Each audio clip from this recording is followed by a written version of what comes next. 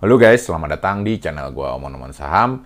Di video kali ini kita akan update kinerja saham-saham yang sudah IPO sepanjang 2025 ini gitu loh guys ya. Nah, guys, buat lo yang pertama kali mampir ke channel gua ya guys ya, gua ini adalah seorang investor yang fokus pada beberapa strategi. Yang pertama itu gua strateginya adalah dividen reinvest, ini untuk jangka panjang, untuk gua nanti pensiun. Yang kedua, gua ini adalah seorang swing trader ya, untuk saham-saham yang mau bagi dividen. Nah, selain itu guys, di dalam jangka pendek, itu gua juga melakukan strategi IPO di saham-saham yang terpilih gitu guys ya. Nah, nanti di video kali ini kita juga akan jelasin gitu guys ya, kenapa kita investasi IPO-nya atau kita ikutan IPO-nya itu di saham-saham yang terpilih. Kenapa nggak semuanya aja sekalian diikutin gitu loh guys ya. Nah guys, kalau kalian penasaran guys ya, kalian simak terus sih guys ya. Jangan di skip-skip dulu ya. Guys, jadi di sepanjang 2025 ini itu sudah ada 22 saham yang IPO ya guys ya. 22 saham ini tidak semuanya Bang Omon-Omon ikutin ya. Yang gua ikutin itu yang gua kasih warna biru-biru ini guys ya. PT Raharja Energi Cepu ya, Ratu, CBDK, Maine ya, Sinar Terang Mandiri, lalu DKHH ya guys ya.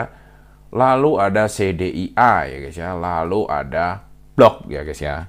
Nah, di saham-saham ini guys, ini juga tidak semuanya Bang Omon-Omon hold jangka panjang ya guys ya.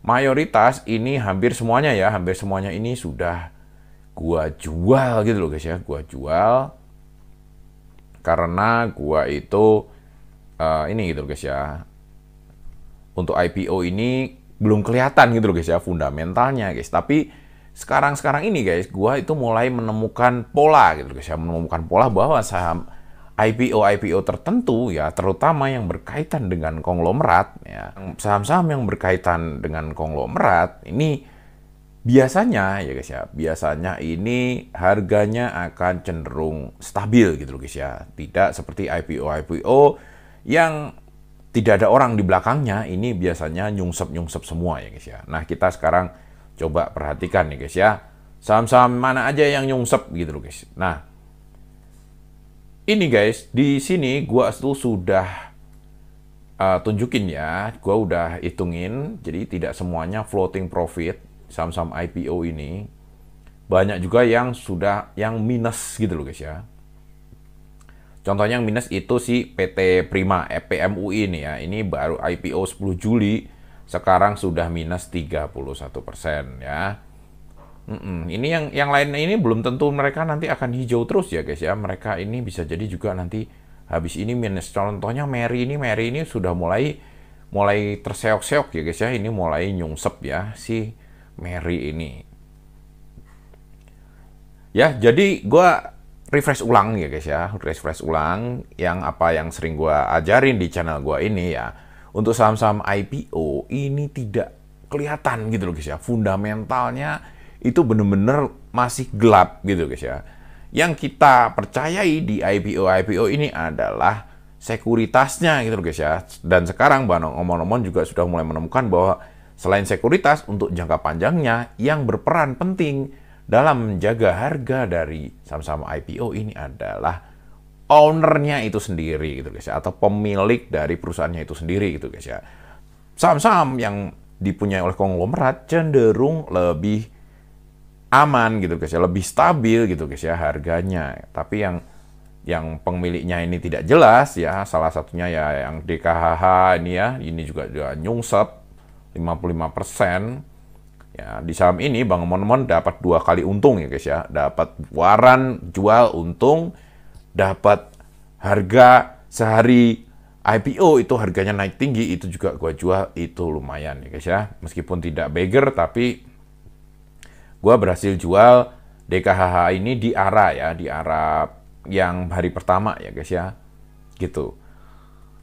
Oke, selanjutnya ya guys ya, itu ada saham lain yang merugi itu MDLA ini guys ya. MDLA ini rugi.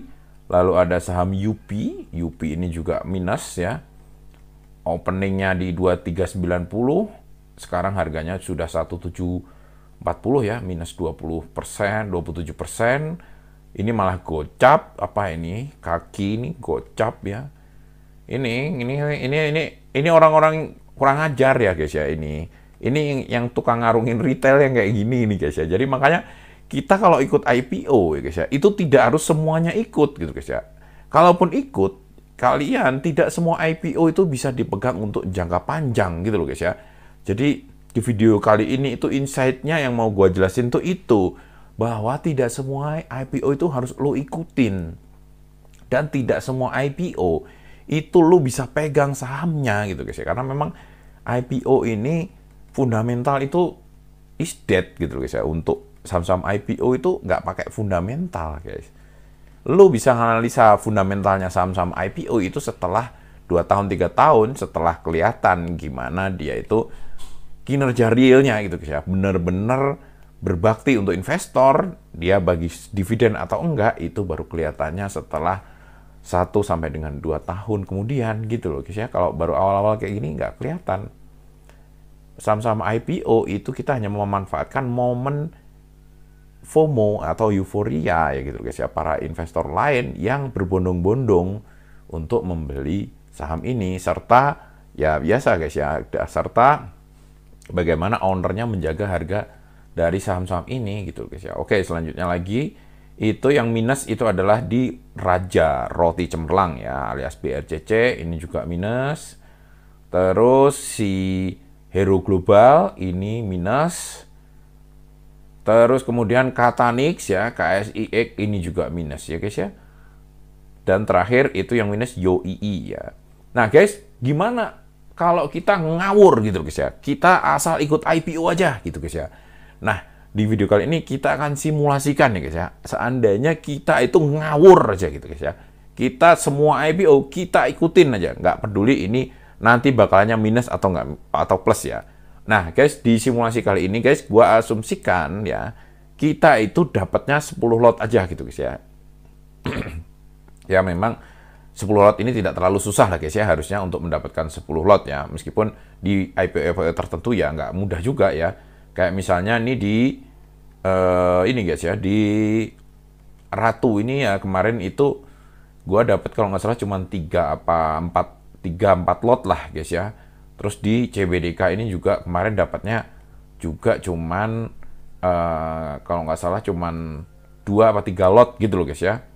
Tapi di simulasi kali ini kita asumsikan kita itu per IPO kita itu dapat 10 lot ya. Ya, paham ya guys ya? Jadi diasumsikan semua IPO ini sepanjang 2025 ini dapatnya 10 lot. Kalau kita ikut IPO secara ngawur begini ya, semua IPO kita ikutin, kita itu butuh modal untuk 10 lot itu, kita akan mengeluarkan uang ya. Meskipun ini guys ya, jadi meskipun kelihatannya modalnya hanya 11 juta ya totalnya, tapi sebenarnya realnya ini duitnya bisa jauh lebih dari ini gitu guys ya. Karena untuk memesan IPO kita itu sistemnya penjatahan, jadi keluar duit. Kita menyediakan uangnya misalnya 100 juta, belum tentu 100 juta itu bisa terserap semua menjadi saham IPO. Melainkan kita dapatnya hanya sebagian kecilnya saja gitu guys ya. Jadi kalau berhasil mendapatkan 10 lot masing-masing IPO, kita akan mengeluarkan uang 11.900.000 ya, keluar uang realnya ya. Nah, dengan harga saat ini, floating profitnya, kita itu akan mendapatkan total aset kita itu nilainya 22 juta ya guys ya. Nah, seandainya saat ini kita take profit semua ya, saham-saham itu akan mendapatkan keuntungan 10.800.000 alias 90% nih guys ya. Profitnya 90%. Jadi, lu 11 juta, lu dapet 22 juta ya. Untung bersihnya 10 juta alias 90%. Nah, gimana kalau kita ikut IPO terpilih ya? Kita simulasikan IPO terpilihnya ini yang biru-biru tadi ya, alias yang punya Bang Omon-Omon aja gitu guys ya. Ternyata guys, dengan ikut IPO terpilih itu lu akan ngeluarin duit 5.900.000. Saat ini aset lu itu 15 juta ya guys ya. Kalau lu take profit semuanya, lu dapat untung 9,5 juta ya. Ini sudah dipotong biaya jual beli ya. plus pajak ya, ini lo dapat bersih 9,5 juta, alias untung lo bersih itu 158% ya. Nah inilah guys ya, alasan gua kenapa gua itu tidak ikut IPO gitu loh guys ya, tapi saham-saham tertentu aja, karena memang lebih menguntungkan dengan kita memilih-milih saham gitu loh guys ya. Karena ya saham-saham IPO ini banyak yang ngawur-ngawur gitu loh guys ya, ngawur-ngawur ya. Contohnya ya mungkin yang mana ya guys ya, mungkin ya salah satunya yang gue ikut lah, yang kurang terlalu sukses sekarang ya, DKHH ini rumah sakit kecil guys ya. Rumah sakit kecil milik mantan pejabat ya, milik mantan pejabat di Indonesia ya. Ini rumah sakit yang cukup mungil ya. Nah ini ternyata hasilnya tidak terlalu oke gitu loh guys ya untuk saat ini. Tapi Bang Omon waktu itu udah take profit duluan gitu loh guys ya, karena memang prospeknya ya tidak terlalu bagus ya. Dapat waran juga langsung dijual, IPO-nya ARA juga langsung dijual gitu loh guys ya. Untuk yang lainnya ya, sebenarnya kayak Ratu ini ya, di simulasi ini kita hanya untung, kita untung 497%, tapi realnya Bang Omon waktu itu Ratu ini untungnya hanya 200% ya guys ya. Karena waktu itu di arah ke-7 kalau nggak salah ya, setelah suspend itu gua jual. Untuk CBDK juga ini kemarin Bang Omon dapatnya kalau nggak salah 100% ya. Nah, ini lebih gede justru Bang Omon ya guys ya, dibandingkan dengan kalau dijual saat ini. Saat ini itu justru cuma 45% ya. Jadi memang gitu guys ya. Jadi tidak semua IPO itu dalam jangka panjang bisa berkembang terus seperti Ratu ataupun seperti CDIA gitu loh guys ya. Tetapi banyak juga yang justru untung kita jual di jangka pendeknya gitu loh guys ya. Ya, jadi gitu guys ya. Intinya kesimpulannya guys, di saham-saham IPO kita itu punya kesempatan besar untuk melipat gandakan uang kita gitu loh guys ya. Untuk melipat gandakan uang kita dalam jumlah yang dalam waktu yang cukup cepat gitu guys ya, di saham-saham IPO ini gitu guys ya. Tetapi ya tentunya tidak semua IPO harus kita masukin, kita harus bisa pilih-pilih. Dan untuk mendapatkan penjatahan, gua udah share ya strateginya, ya kita beternak SID gitu guys ya, kita minjem SID orang gitu guys ya, supaya dapat lebih banyak penjatahan. Ya mungkin kayak gitu dulu guys ya omong-omong kali ini, sampai jumpa lagi di video-video selanjutnya. Wassalam.